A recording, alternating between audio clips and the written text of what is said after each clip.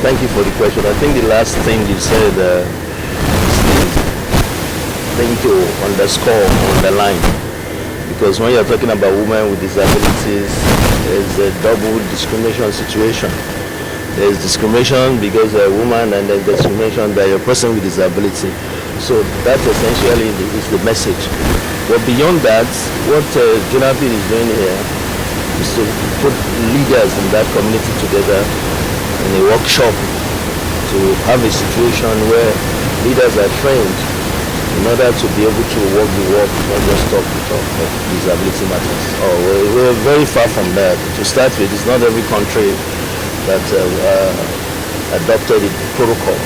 Thank God, Nigeria is also in the mainstream of that. And beyond that, in Nigeria we have the law. But if you look at the Nigeria situation, the law is not even domesticated in every state. It's not every state that has the commission. So for us in Nigeria, we still have a lot of work. But thank God, with the efforts of the civil society for decades, we have this law. And make no mistake about it, the law is not about charity. The law is about protection, law of rights and welfare of persons. Well, my name is Abdullah Ali Usman, the National President, Joint National Association of Persons with Disability.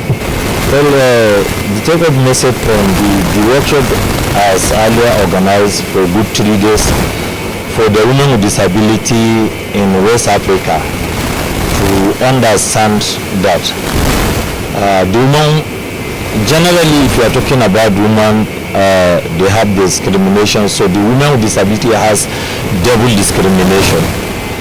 We also want the women with disability in Africa to understand that they are fighting for their fundamental human rights. The issue of their disability or signing disability law or whatever is not a matter of maybe charity, or some people are looking at the person with disability giving different definition. Maybe some people will define disability on the health matter, some people will find disability on the charity matter. We want the woman with disability in West Africa to understand that the definition of that disability need to come on the human right aspect.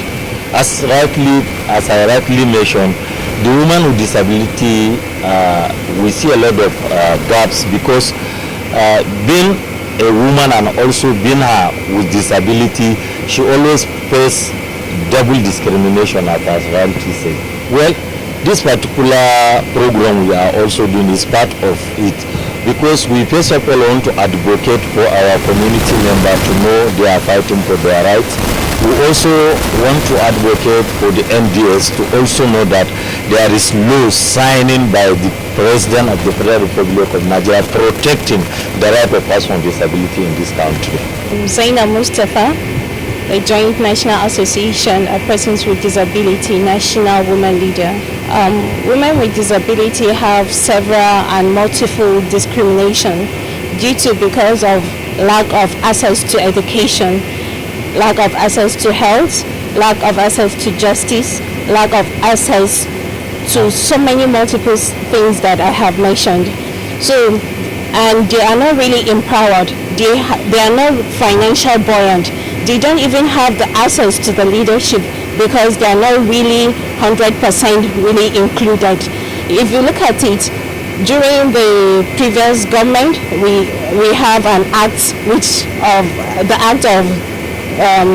it's signed by 2018, and during that time we have other inclusion. We have the Commission of People with Disability. We also have some of the offices of the Senior Special Advisor to the President, and also Office of the Assistant to the President. And we don't have any woman that is really being included in the process. So we need more women with disability to be included in the political and leadership of Nigeria.